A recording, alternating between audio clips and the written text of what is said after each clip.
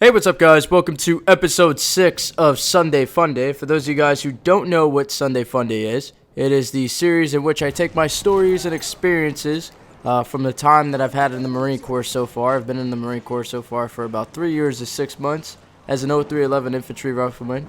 And I take these stories and experiences and I share them with you guys. So it's kind of like story time with me. And if you like it, if you've been liking this series, all I ask is that you click the like button, share it with your friends who are interested in joining the military or just want to hear some military stories or just want to hear something that's very, very miserable and depressing and sad and make their lives feel a lot better. Or hell, they want to hear something funny. I don't know. It depends on the episode, I guess. This episode is going to be a little bit of both. It's going to be everything from funny to sad to depressing to almost wanting to blow your brains out if you've ever felt what I felt while up there. So we're going to get into it. Honestly, I wanted to do this episode drunk, but I decided not to, simply because of the fact that if I was drunk, I might just, like, this entire time just fucking rant like a motherfucker.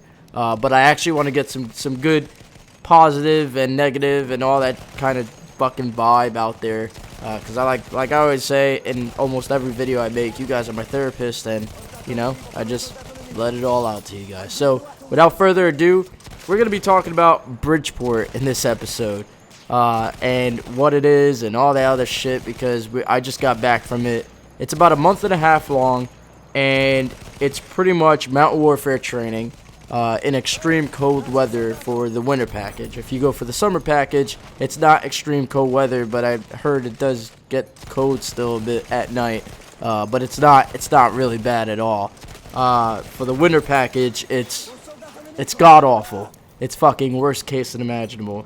You get extreme cold weather, you get blizzards, you get a fuck ton of snow, and it takes a can of fucking man to go up there and not only survive but thrive. That's the key that the Marine Corps tries to get when you go up there, is that you not only can you survive that training, not only can you survive the weather and all that shit, and by survive I don't mean you're gonna die up there. Like, unless you're completely utterly retarded, you're not gonna die up there. You're gonna be fine. What I mean by survive is being able to deal with the elements, and then after dealing with the elements, thrive in it, being able to do your job and being able to do the work and everything like that without having any trouble. So it takes a can of man to go up there and be able to do that. It's a real ball tester. It shows who has real guts, who has real fucking will, I guess. You know, my company commander always says that he wants strong backs, hard feet, and iron will. That's what he wants out of us. As far as strong backs go, he might get some broken backs.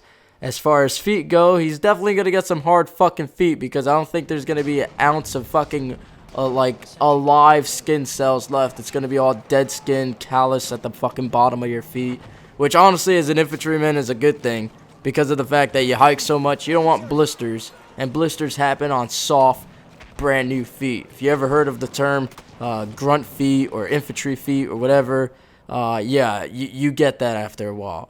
And as far as iron will goes, I don't know what he's gonna get out of that, out of that on the fucking mountain. That shit's fucking terrible.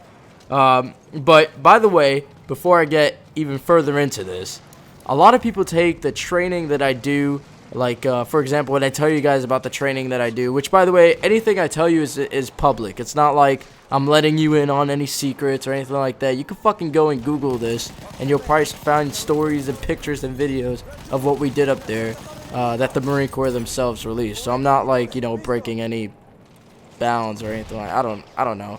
Just putting that out there. But when people hear about the training that I do, for some reason they come up with their own conspiracy theories and shit. For example, a while ago I talked about the non-lethal training that my unit does. Simply, you know, the whole us with riot gear, being able to control crowds and whatnot.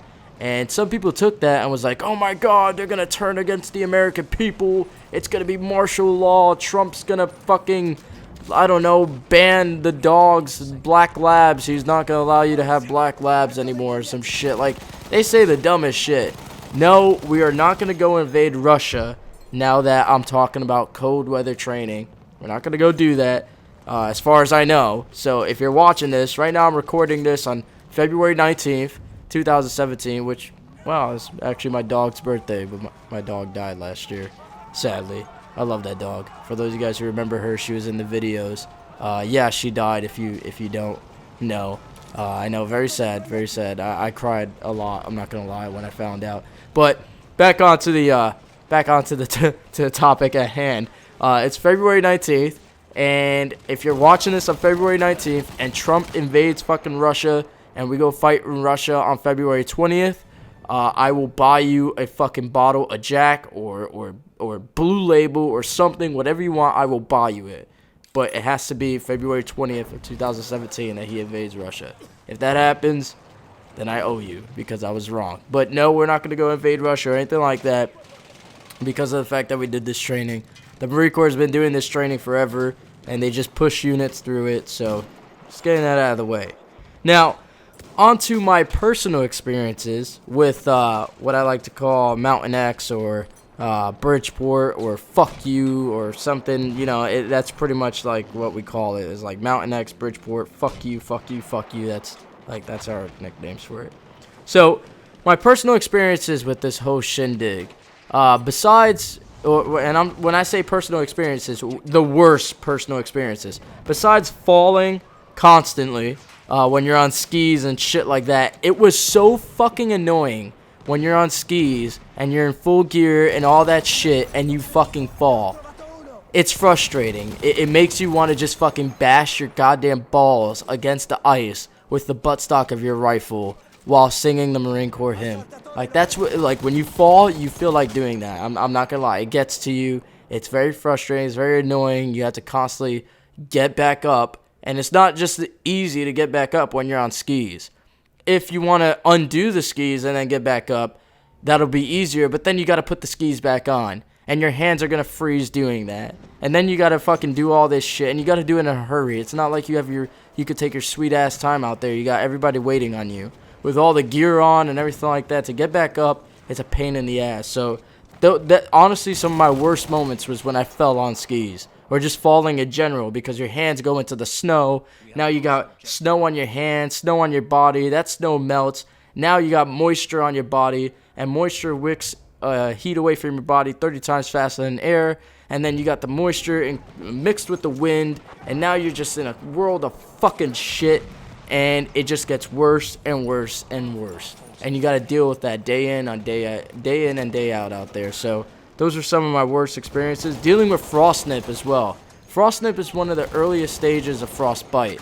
It's pretty much your hands, they freeze, and then it hurts. And then while they're unfreezing, it is excruciatingly painful. Excruciatingly painful. It makes you come to your knees in pain, and you got to try to keep continuing on with whatever you're doing, but you can't because of the fact that there's just this pain. It's undescribable pain. It really is. That's the only word I could use for it, is undescribable and excruciatingly painful. That's pretty much it. Unless you've experienced it, you don't know what I'm talking about. It's just, I had it the morning of a range, and trying to get all my shit together, trying to get down to the range and everything like that, from our morning routine was awful. It was awful. And now, like, at this moment, I still have a form of frostbite. It's not like, like bad or anything like that. It's just a lot of the guys have it. I know all my buddies in my closest, like, inner circle, I guess you could say, have it. Pretty much the tip of your fingers, you can't feel them. And if you can feel anything, it's like a weird tingly feeling, and it's very waxy. It's a little swelled, so it's like pretty much like first degree frostbite. And the last time I was able to feel my fingertips was around January 18th, so it's been a little bit over a month that I've had this, but I stopped being exposed to the weather that causes this only about 2 weeks ago, and it takes weeks for this to go away, so it should be going away. I feel it getting better. It's not as tingly as it used to be, and I just can't feel normal.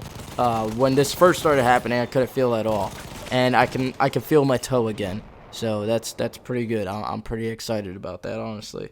So, dealing with the blizzards was another painful personal experience. So while we were out there, we got hit with multiple blizzards. The first few days of the 10-day op was beautiful. It was great. And then when we left Tent City, which Tent City had like heated tents for us and stuff like that, it was pretty nice actually. Still shitty, but as nice as you're going to get out there. We only had that for about 4 or 5 days, and then we left there and went on with the 4-man tents that we have in our MICWICs. MICWICs standing for Marine Corps Cold Weather Infantry Kit, and it's pretty much a tactical sled that you drag, and it's heavy as shit with everything on it, and then you got to drag that with your pack, and it's a tedious, annoying process, and I hope none of you guys have to experience it. But when we went with our sleds and everything to do the 4-man tents for pretty much what we call track plans, which is like patrol base ops in the cold. I'm trying to like not use a lot of military terms. I'm trying to really, I hate to say it this way, but really like civilize it for you, like put it into civilian terms, because I know a lot of you guys out there don't have specifically Marine Corps infantry training, and even more specifically Marine Corps infantry training in the cold weather mountainous environment, i.e. Bridgeport. So you're not going to really understand what I'm saying if I just keep throwing out acronyms, not explaining them, and throwing out a whole bunch of fucking terms and all this shit. Like if before you heard me explain it, if I was like, yeah, man, I had to drag our MICWIC up to our track plan on a 300-meter hump, like, you're not going to understand half what I just said, if any. Like, if you're in the Marine Corps, if you're in the Marine Corps infantry and been up to Bridgeport, you would. But as a regular civilian, you're not gonna know that. And when I say regular civilian, I don't mean it in an insulting way. If you're not in the military, you're a fucking civilian. Get over it. That's just the way it is. Dealing with the fucking blizzards when we were out there, we got hit by, the first one was fucking awful. For 6 days, we didn't see the fucking sun at all. And it was just night after night, just multiple feet of snow just being dropped on us. One night, we couldn't fucking breathe. Like, we woke up, it's a 4-man tent, so there's 4 of us in it. It was me, Nick, James, and Corey. And we were just in the fucking tent, and throughout the night, it felt like I had a lot of fucking trouble breathing. Like, if I was trying to breathe through a straw. And we all woke up, and we were like, what the fuck? We're all feeling this. We thought something bad was happening. But the fact is that there was so much snow that just was dumped on us overnight from these blizzards that we couldn't fucking breathe. It was suffocating us. So we had to go out and knock the snow off the tent to be able to breathe and kind of air out the tent for a bit. So that wasn't fun at all. So that's how much fucking snow was going on up there. We were probably standing on about a good fucking 15 feet of snow. Now, when I say that, I don't mean you fucking fall 15 feet into soft snow. It's all packed. Like, the first 5 is probably iced by now. And then after that, the rest of it is just, it gets packed down. So you're able to walk on it with snowshoes. You will sink upwards to about 6 or 7 feet if you're not careful. If you're wearing snowshoes, you will sink about 3 feet. If you're not wearing snowshoes, you're going to sink even more. I saw my own 2 eyes a dude get, like, fully submerged into fucking snow. And I'm pretty sure at that point, he wanted to fucking start like a fucking howitzer at that point. Like, that's a fucking shitty day. But it's pretty funny if you look at it.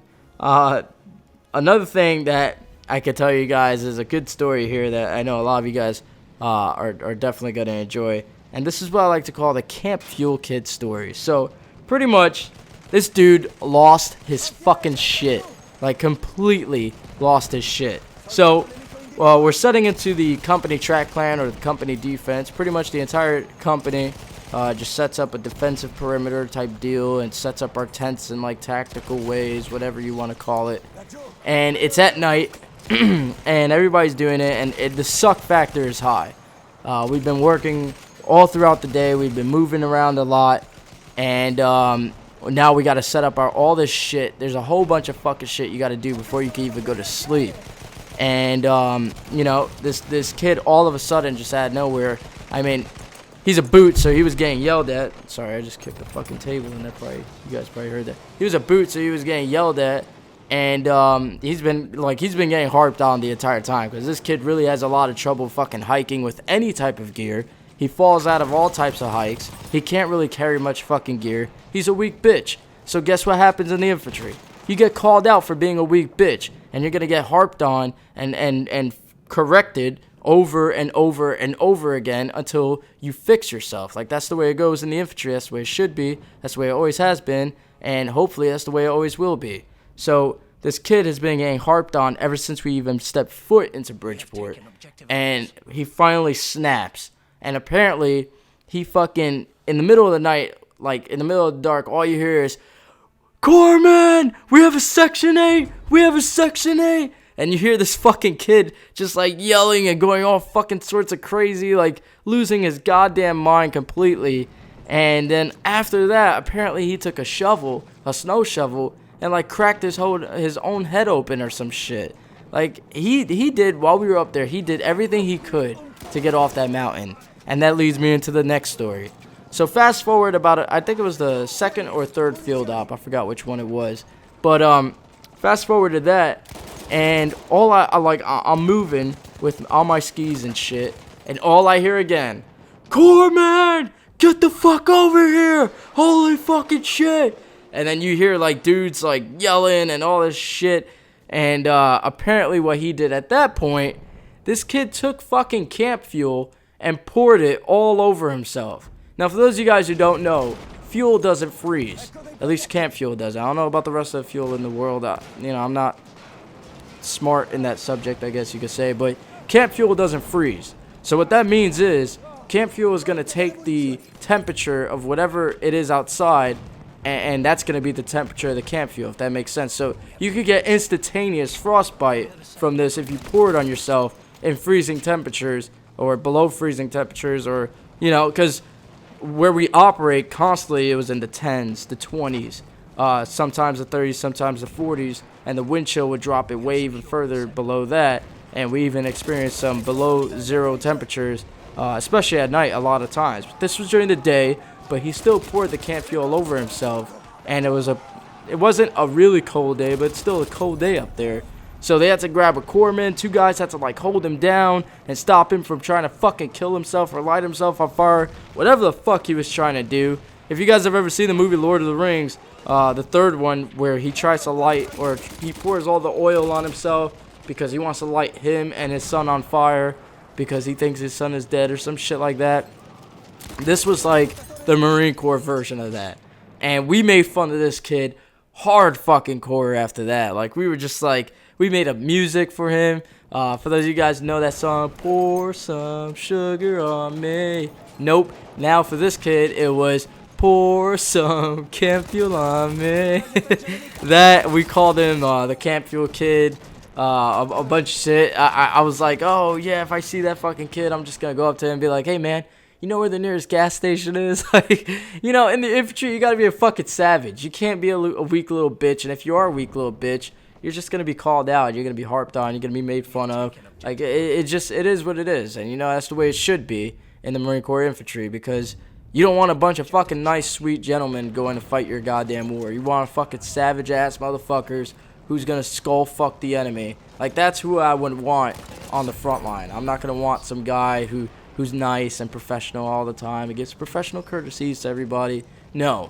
I want the dude with the tats and the fucking beard, or the dude who's just fucking batshit crazy, or the dude who just doesn't give a fuck and is gonna go over there and make like a fucking ear necklace and rip off limbs and shit like that. Like, that's what I want on the front line fighting my fucking wars. I don't know about you, but we made fun of that kid, and he's just retarded. Like, hold on, excuse me.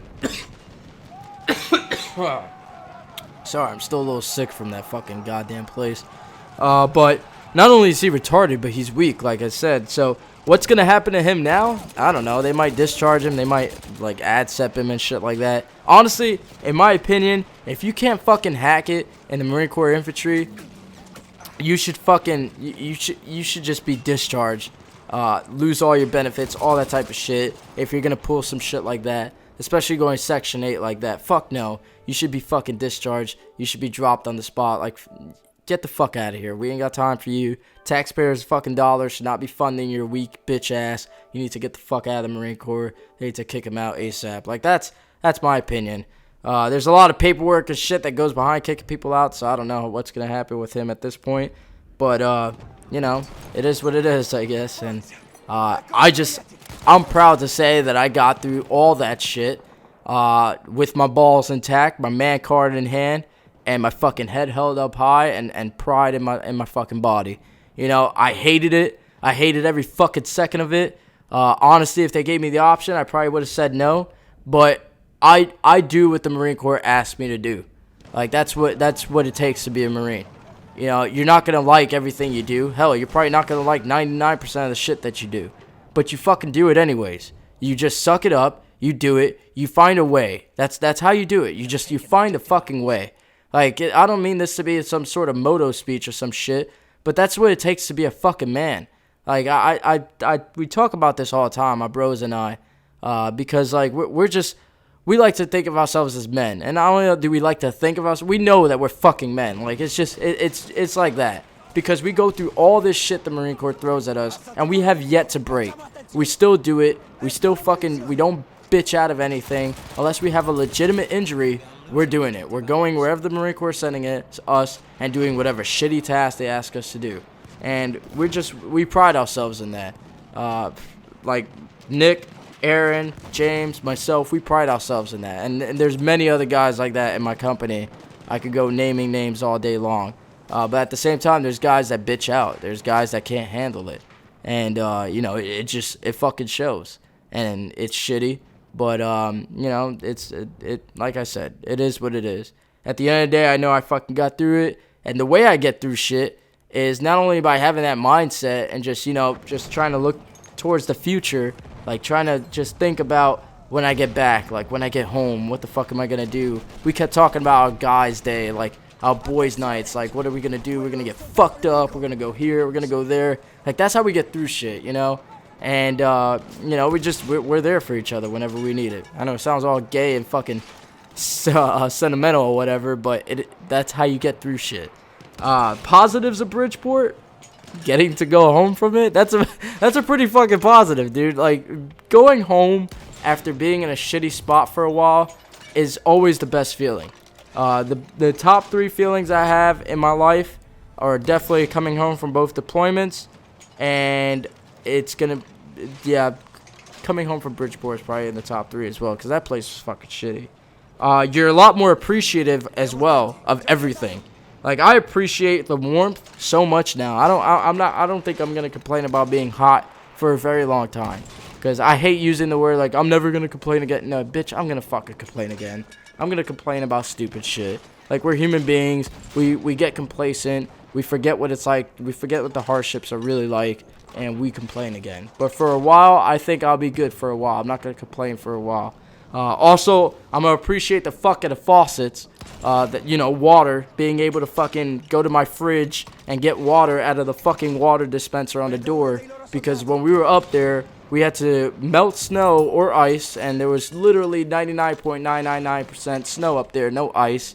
So we had to melt snow and fucking make water through that.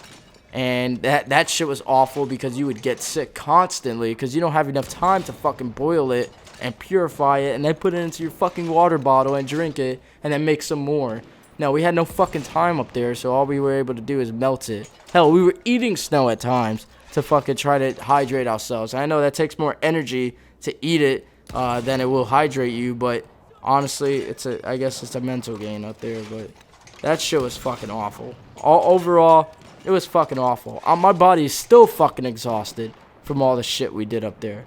But that's all I'm going to say for right now for this episode. I'm sorry if I sounded a little bit fucking out of it.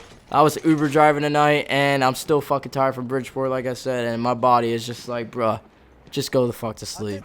It's already 2:41 in the morning, and I'm recording this so I could get it out to you guys Sunday. And, you know, well, today is Sunday, technically. So I just, you know, I want to try to keep a solid schedule going. At least a few videos a week. If I can make more, definitely I'm going to make more. If I can't, you know, it is what it is, and I'm just know that I'm trying. I don't forget about you guys, ever. fucking ever. I will never forget about YouTube.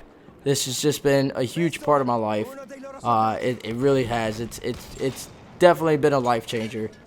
Being a YouTuber and doing YouTube videos and everything like that. So I'm never gonna abandon my channel. I'm always gonna fucking be here. I'm gonna keep coming back. I'm like the fucking worst case of fucking gonorrhea you've ever heard of. I'm gonna keep coming back and annoying the fuck out of you guys forever. So I hope you guys enjoyed. For real, I really love all you fucking motherfuckers that watch this. I know I've cursed like, if any one of you guys ever want to do it in one of my videos, go right ahead. I really am curious to know how many times I say the fuck word or any word that's a curse word, I guess. Make a counter. I don't know. Do something. Fuck it. So, yeah, add that one too. Why the fuck not? Add that one too? No, I'm kidding. But I hope you guys enjoyed. If you did, click that like button. Favorite this video. Subscribe to my channel if you're new here. A lot more cool shit coming your way. Fucking share this with your friends, family, your fucking priest, your doctor.